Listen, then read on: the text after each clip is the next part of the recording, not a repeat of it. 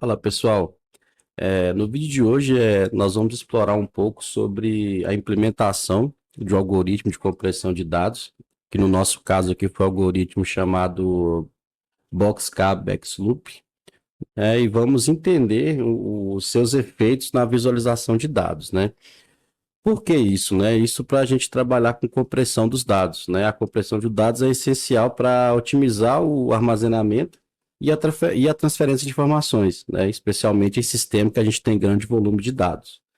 Principalmente ali, se a gente pega dados de supervisório, né? Dados de planta, né? Então, isso é bem interessante. Aqui na tela a gente pode ver que nós temos dois conjuntos de dados. Nós temos dois conjuntos de dados, né? Na parte superior aqui, esquerda, nós temos o gráfico com os dados brutos.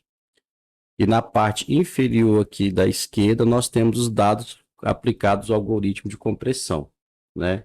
Então, assim, se a gente, numa escala aqui de 5 minutos, podemos notar, né, que entre os dados brutos e os dados comprimidos, a gente tem uma referência de pontos aqui muito menor no gráfico com os dados comprimidos, né? Então, assim, fica evidente aqui que nós temos quantidade de pontos bem menor quando tratamos dos dados comprimidos. Então, assim, isso é interessante, né? Que o principal objetivo, né? Além de otimizar espaço, recurso, né? A gente tem que manter, mesmo aplicando o algoritmo, a gente tem que manter o comportamento original da variável, né? Se a gente olhar aqui, graficamente a gente mantém o comportamento, né? Então, se um sobe, se outro desce, também desce. Então, o comportamento original da variável ele não muda, o que é importante, né? Pelo menos no algoritmo de compressão, a gente tem que pensar nisso, né? O comportamento da variável, ela não pode sofrer alteração. E nesse caso aqui, o comportamento não está sendo comprometido.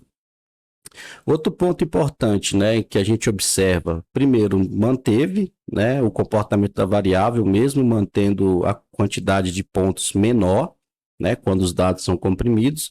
O que podemos ver, se a gente colocar numa escala de tempo maior, nesse caso aqui são gráficos de barras para 10 minutos, na parte superior aqui, cada barra dessa aqui equivale o total, né, da variável naquele período de 10 minutos. Então, se notarmos, as barras de total, elas estão bem próximas, né? Ou seja, a compressão não impactou no resultado total, né, no totalizador, por exemplo, da variável, né? O que é importante também.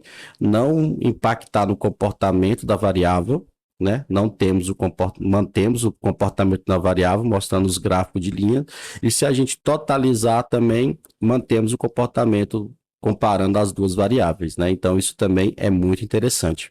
E no gráfico de baixo aqui, o gráfico de barras na parte inferior, nós temos a quantidade de eventos armazenados por cada uma, né? Então, assim, se notarmos aqui também a quantidade de dados armazenados pela tag bruta comparado com a tag comprimida, né, que é onde foi aplicado o algoritmo de compressão, tá bem maior. Então, assim, tá uma relação que mais um pouco da metade, né? Então, isso economiza recurso, né? Retorno de dados é bem mais rápido e que é o esperado, né? Que a gente tem isso aqui melhora um pouco a performance também dos sistemas.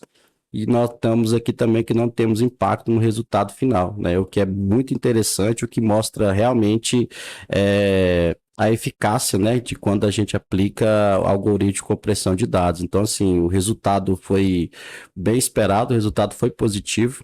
Claro que podemos melhorar um pouco a parte do algoritmo em si, né? Tratar as variáveis, entender a variável, mas o primeiro teste, né? O primeiro passo foi testar a eficiência, né? Do algoritmo pelo esse resultado aqui. Nota-se que o algoritmo tem um resultado bem positivo.